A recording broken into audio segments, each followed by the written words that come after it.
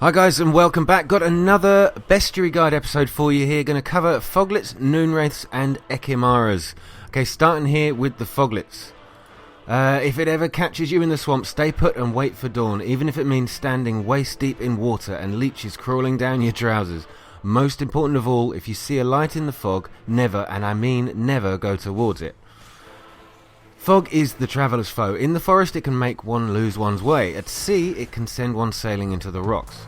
Yet such dangers are nothing compared to the monsters known as Foglets, which sometimes lurk within it.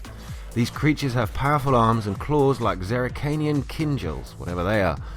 Yet what makes them truly dangerous is their mastery of deception, beguilement and disorientation. Many times they need not attack at all, instead simply driving their prey to madness or into boggy marshlands, after which they wait patiently for it to drown in the muddy waters.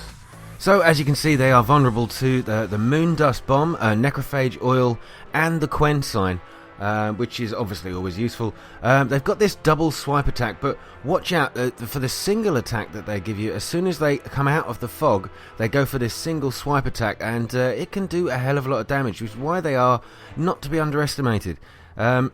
One thing I've noticed though, which I'll show you in a second, is when you stand still and they're actually in their fog mode, they're sort of like invisible, they won't attack until you actually move. So again, with most of these creatures, dodging, rolling, here we go. So this is it, where you stand still. Actually, watch out if you turn your back on them, because they will come up behind you, but it's only when you move do they actually come out of the fog and attack you. So yeah, as I was saying, dodge, roll, very good. Here we go. So this is it. So standing there, I'm not moving at all, and he is staying in there. It's only when I come backwards does he actually appear and go for that attack as soon as he arrives at the fog. So yeah, absolutely recommend the Quen sign. The shield is going to always help you with almost any creature, but again with these guys it's absolutely essential because they surprise attack you all the time. So it's very, very worth doing. One thing to watch out for is they always drop mutagens, or they seem to. They very commonly drop both blue and green mutagens. So yeah, they obviously drop their teeth and other items. So go around, loot all their dead bodies. They'll be very useful. Now onto the Noonwraiths. These are beautiful creatures. I mean, look at them. They are stunning, aren't they? Look at that, beautiful. Okay, so despite what is commonly thought, peasants do not interrupt their labours at midday to get out of the sun. They do it to avoid Noonwraiths.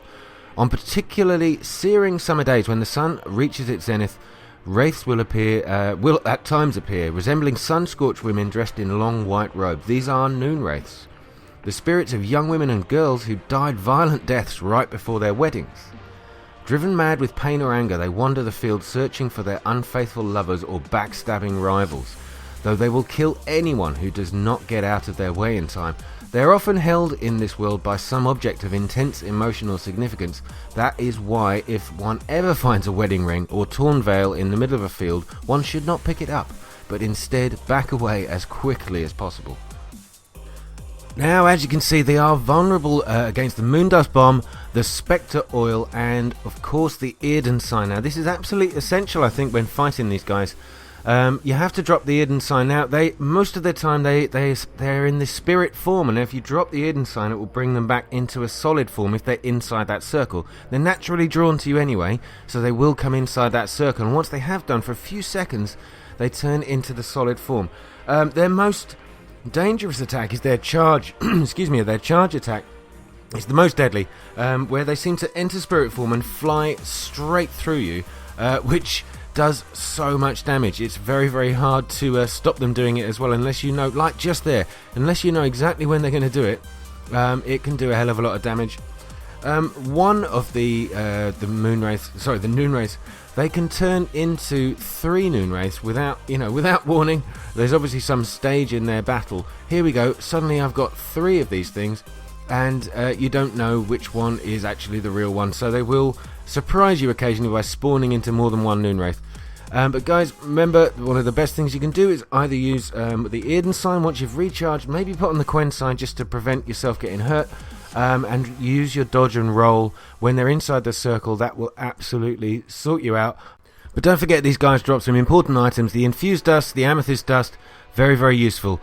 Now on to our next creature, the Ekimaras. Well, Like any other vampires, Ekimaras are not, despite what human gossips might say, undead humans. They are instead post-conjunction monsters who have no particular feelings about garlic, holy water or religious symbols. Unlike their portrayals in ballads and legends, they look nothing like handsome pale aristocrats with charming eastern accents, though like Katakans or Nukrats or Nekurats, they do bear a strong resemblance to overgrown bats. They also do not suck blood from the necks of virgins with a delicate kiss-like bite. They tear them to shreds using long sharp claws and then slurp the splattered blood off the ground. Ekimaras are unusually cruel and exceptionally swift. They are able to quickly land blow after blow, capable of smashing even the best Mahakaman made armor into tiny shards. They should be fought with a silver sword, remembering that they can regenerate back health over time. That's important. One should thus never attempt to tire them out, or gods forbid, wait for them to bleed to death. Instead, cut them down as quickly as possible, and if possible, burn the body to ash and scatter it to the four winds. Now, as you saw, these guys are susceptible or vulnerable to the Devil's Puffball Bomb, the Vampire Oil, of course, they lend themselves to that, and the Ignisign. So vampires never like fire, so you can always use your Ignisign. But again, the Ignisign is pretty cool because it will lay down a trap, because these guys can sometimes go into like a spirit mode, and it will basically force them out of the spirit mode and into the real world, so that you can hit them. Now they've got this quite a devastating, I mean, look at the size of the fingernails or the claws. They've got this devastating jumping swipe attack. But I would really recommend using the Quen for the shield, because you never know when that's going to happen to you.